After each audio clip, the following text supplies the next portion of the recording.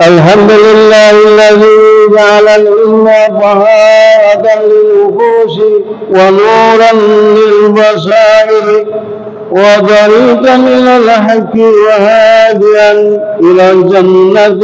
وفضل الله الإنسان على سائر الكائنات.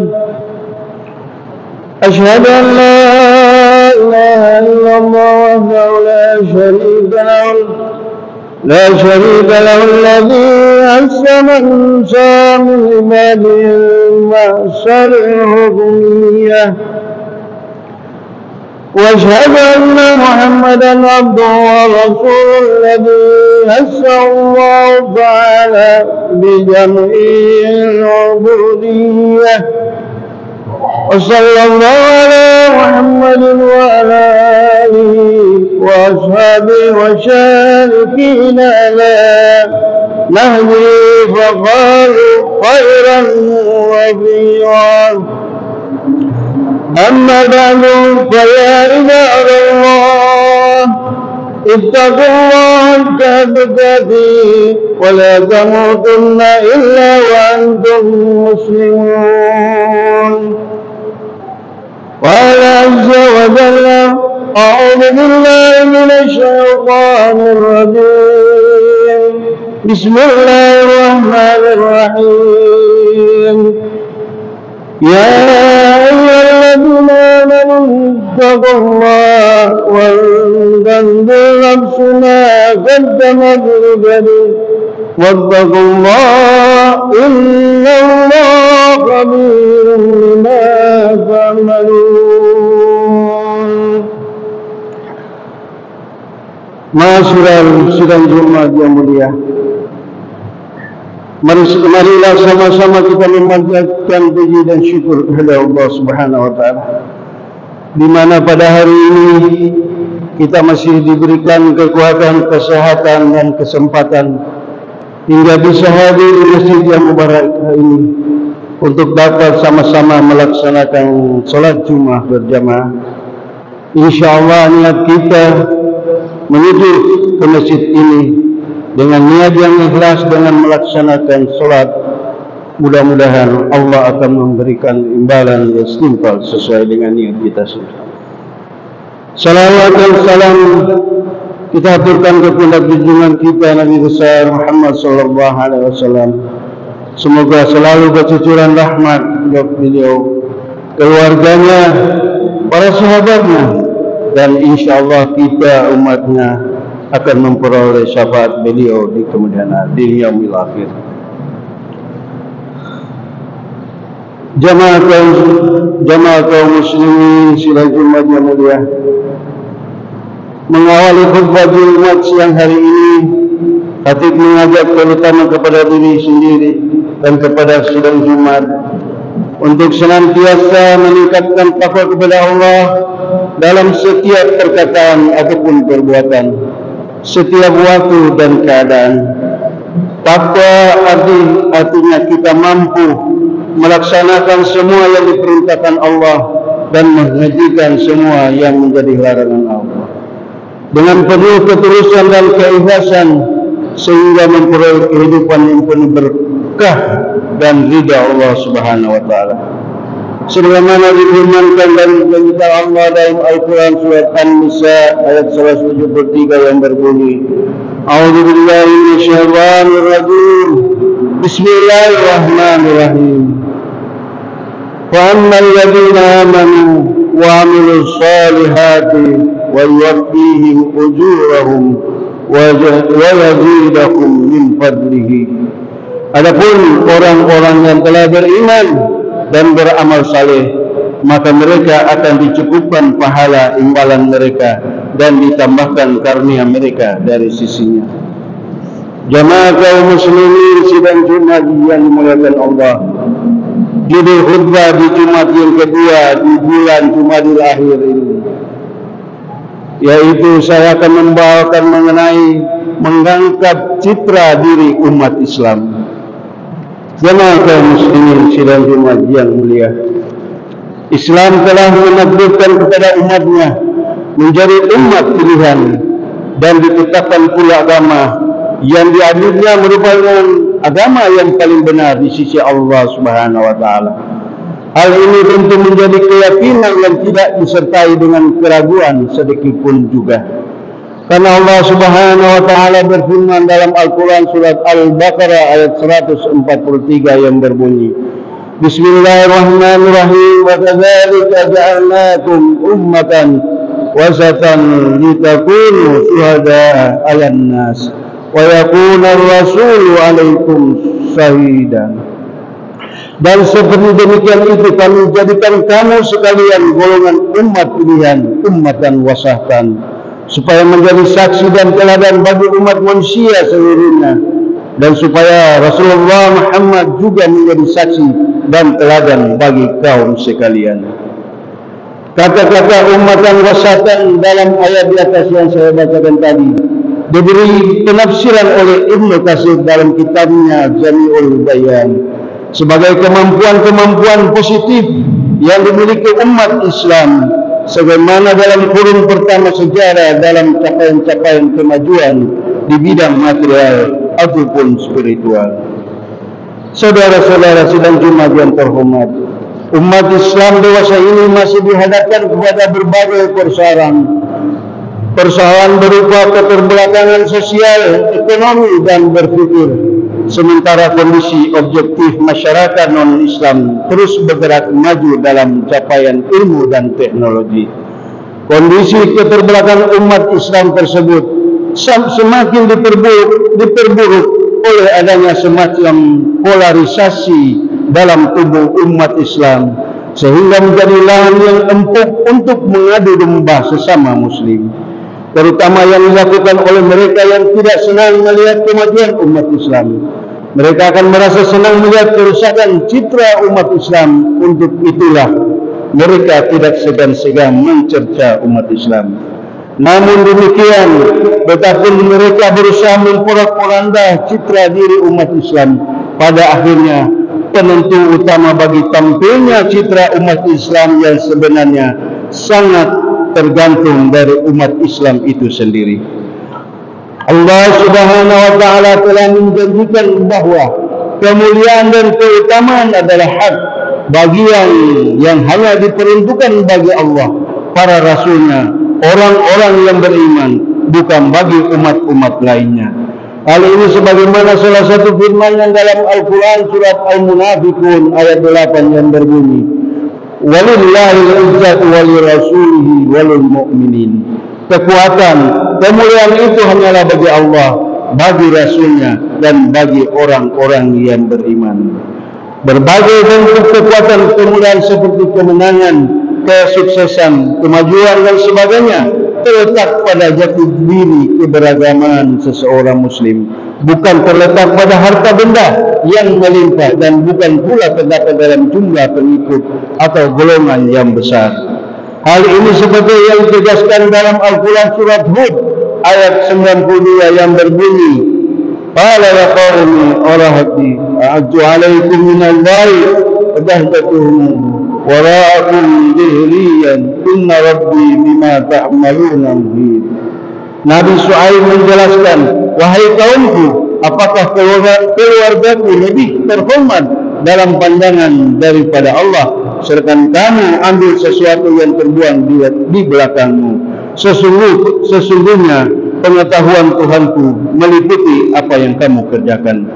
Berdasarkan ayat di atas tadi, dapat dipahami bahwa kehinaan dan kemunduran pasti akan ditemukan suatu umat apabila mereka meninggalkan jati dirinya sebagai abdi Tuhan. Sungguh suatu kekeliruan yang besar jikalau seseorang karena silau oleh kemerlapan kehidupan dunia, kemudian ia tega menggugurkan ajaran-ajaran agama dalam hidupnya. Dalam kaitan ini, baginda Nabi SAW bersabda yang berbunyi, Laisa bi khairinkum man baraka dunyahu bi akhirati wala akhiratu bi dunya wala takunu kalla 'alan nasi wa inna dunya balagun ilal akhirah. Bukanlah orang yang terbaik di antara kamu orang yang meninggalkan dunia karena akhirat, dan meninggalkan akhirat karena dunia. Janganlah kamu jadi tanggungan manusia, sesungguhnya dunia ini sarana untuk mencapai akhirat. Riwayat Abu Daud. Dengan demikian, citra diri seorang muslim terletak pada komitmen yang teguh terhadap ajaran-ajaran agamanya. Inilah yang mengantarkan dirinya dan kaumnya untuk mencapai martabat yang tinggi sesuai dengan cita-citanya. Sebaliknya, apabila mereka melecehkan ajaran-ajaran agama, maka kegagalan dan kemunduranlah yang akan ditemui dalam hidupnya. Sebagaimana yang dinyatakan dalam Al-Quran surat Al-Ma'idah ayat 78-79 yang artinya, telah dilaknat orang-orang kafir dari kalangan Bani Israel karena lisan Daud dan Isa bin Maryam. Yang demikian itu disebabkan mereka durhaka dan selalu melampaui batas. Mereka satu sama lain selalu tidak mencegah kemungkaran, malahan mereka melakukannya. Sesungguhnya sangat buruk apa yang telah mereka lakukan. Islam mendidik umatnya agar ukuran normatif kehidupan tidak hanya dilihat dari sisi-sisi kebendaan dan kejasmanian, akan tetapi jadikanlah pula ukuran kebesaran seseorang juga dari sisi kekuatan rohani dan spiritualnya, yaitu komitmen yang tinggi terhadap nilai-nilai ajaran agama. Karena pada hakikatnya tujuan akhir dari kehidupan seorang muslim yaitu mencapai keridhaan ilahi. Demikian pula jumlah yang besar bukan merupakan gambaran yang menunjukkan bahwa Islam telah bangkit dan maju. Kalau saja jumlah yang besar itu rapuh dan kosong dari komitmennya terhadap nilai-nilai ajaran Islam, hal ini dinyatakan secara tegas dalam Al-Quran surat At-Taubah ayat 25 yang berbunyi, artinya, sesungguhnya Allah telah menolong kamu di medan peperangan yang banyak, dan ingat peperangan Hunain, yaitu di waktu kamu menjadi congkak karena banyaknya jumlahmu, maka jumlah yang banyak itu tidak memberi manfaat kepadamu sedikit pun, dan bumi yang luas itu telah merasa sempit olehmu, kemudian kamu lari ke belakang dengan bercerai-berai. Dengan demikian, kesadaran beragama dalam arti berpegang teguh dengan ketentuan yang terdapat dalam ajaran Islam dalam segala situasi dan kondisi merupakan identitas seorang muslim. Sebagai ilustrasi berikut ini dikemukakan sebuah contoh tentang keteguhan hati seseorang dalam menjaga identitas dan jati dirinya sebagai muslim. Dalam suatu riwayat dikisahkan bahwa sudah menjadi kebiasaan Umar bin Khattab untuk mengunjungi rakyatnya sampai ke pelosok-pelosok desa yang terpencil. Dalam suatu perjalanan, ia bertemu dengan seorang gembala dan terjadilah dialog antara Umar dengan seorang gembala tersebut. Bertanyalah Umar kepada gembala tersebut, "Wahai pengembala, berapa ekorkah kambing yang engkau gembalakan ini?" "Waduh, maaf Tuan, saya tidak pernah menghitungnya," jawab sang pengembala. Lebih lanjut Umar bertanya, "Apakah tuanmu mengetahui jumlah kambing yang engkau gembalakan ini?" Pengembala itu menjawab, "Karena tuanku sibuk dengan usahanya, maka dia juga tidak tahu jumlah kambing yang saya gembalakan ini." Umar mencoba menguji mental pengembala tadi untuk mengajaknya untuk berkongsi, seraya berkata, "Nah, ini kebetulan aku punya uang 10 dinar. Aku butuh seekor kambing saja. Toh di sekitar kita tidak ada yang melihat. Malah majikanmu pun juga tidak tahu. Anggaplah ini rezeki untukmu." Pengembala itu menjawab, "Memang semua tidak ada yang melihat transaksi ini, akan tetapi Allah Subhanahu wa Ta'ala pasti melihat kita." Akhirnya ditolaknya ajakan untuk berkongsi sekaligus memberi keuntungan materi karena dapat merugikan orang lain dan sekaligus merugikan diri sendiri. Dari kisah di atas menunjukkan bahwa seseorang hidup sederhana sebagai pengembala, buruh kecil dan rakyat biasa telah menampilkan citra dirinya selaku muslim, yaitu ajaran agama yang diketahuinya benar-benar meresapi kehidupannya. Akibatnya dirinya terbentengi dengan berbagai intervensi yang dapat menjeratnya kepada perbuatan-perbuatan yang dapat merugikan orang lain.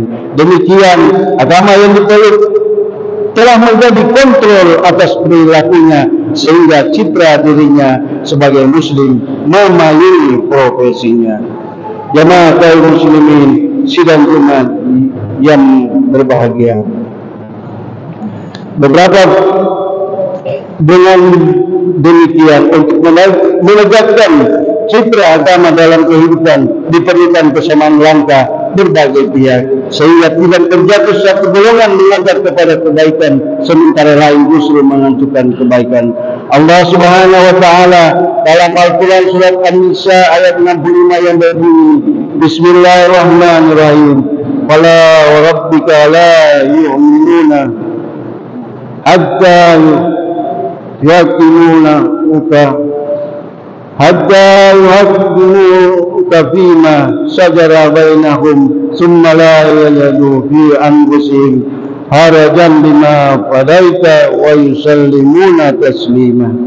Yang artinya tidak demikian Tuhan telah mereka tidak akan beriman hingga mereka jadikan engkau hakim di dalam apa yang bertumbuh perselisihan di antara mereka, kemudian tidak mereka dapati dalam diri mereka keberatan halangan dari apa yang engkau laksanakan, mereka menyerah sepenuhnya penyerahan. Jamaah kaum muslimin sidang Jumat yang mulia, dari uraian di atas tadi dapat dikemukakan beberapa kesimpulan sebagai berikut. Yang pertama, dalam sejarah umat Islam telah menampilkan diri dan citra yang sebenarnya, sehingga membawa kemajuan dan kemaslahatan bukan hanya bagi umat Islam tapi juga bagi alam semesta, sesuai dengan risalah Nabi, yaitu memancarkan rahmat bagi segenap alam semesta. Yang kedua, ketika citra diri umat Islam mengalami degradasi, di situ pula muncul kerusakan dan kekacauan. Tidak ada yang dapat dibanggakan lagi dan eksistensi umat Islam, lagi dari eksistensi umat Islam. Yang ketiga, untuk menegakkan kembali citra Islam perlu ditumbuhkan kesadaran beragama. Islam sebagai agama fitrah Allah susunan sangat cocok bagi tuntunan kehidupan manusia, dan perlu adanya kesepakatan dalam mengembangkan kebudayaan yang memberi nuansa agamis, sehingga citra Islam sebagai agama yang mendorong umatnya malas dan tidak bertindak teroris dapat dihilangkan. Demikianlah teman sekalian khutbah yang saya sampaikan pada hari ini. Mudah-mudahan ada manfaatnya bagi kita semua. Akhirnya marilah kita berharap semoga bangsa dan umat ini senantiasa mendapat inayah dari Allah Subhanahu wa taala. Barakallahu li wa lakum fil Qur'anil azim wa nafa'ni wa iyyakum bima fihi min al-ayati wal dhikril hakim. Wa taqabbal minni wa minkum tilawatahu innahu wal ghafurur rahim. Wa qul rabbi ighfir wa anta khairur rahimin. Allahumma shalli ala sayyidina Muhammad wa sallim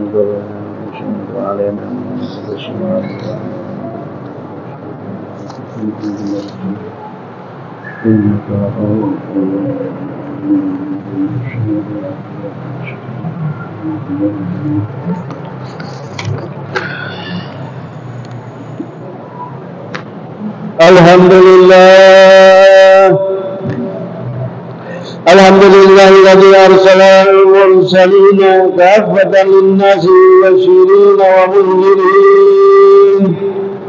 Asyhadu an la ilaha illallah wahdahu la syarika lahu wa asyhadu anna Muhammadan abduhu wa rasuluh.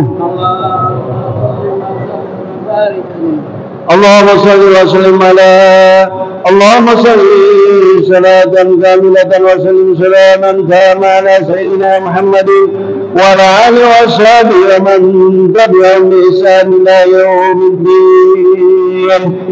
Amma ba'du fa ya ibadallah ittaqullaha mastata'tum wa alamu anna Allaha amarakum bi amri fadhahabu bi nafsi wa dhanna bi malaikatihi yusabbihuna bi qudsi قال الله تعالى في كتاب الكريم أعوذ بالله من الشيطان الرجيم بسم الله الرحمن الرحيم إن الله وملائكته يصلون على النبي يا أيها الذين آمنوا صلوا عليه وسلموا تسليما اللهم اغفر للمسلمين والمسلمات والمؤمنين والمؤمنات الأحياء منهم والأموات إنك سميع قريب مجيب الدعوات ورافع الحاجات ربنا تقبل دعانا يا الله إنك أنت السميع العليم تب علينا يا مولانا إنك أنت التواب الرحيم ربنا اغفر لنا ولإخواننا الذين سبقونا بالإيمان ولا تجعل في قلوبنا غلا للذين آمنوا ربنا إنك رؤوف رحيم ربنا آتنا في الدنيا حسنة وفي الآخرة حسنة وقنا عذاب النار عباد الله إن الله يأمر بالعدل والإحسان وإيتاء ذي القربى وينهى عن الفحشاء والمنكر والبغي يعظكم لعلكم تذكرون واذكروا الله العظيم يذكركم واذكروه ولذكر الله أكبر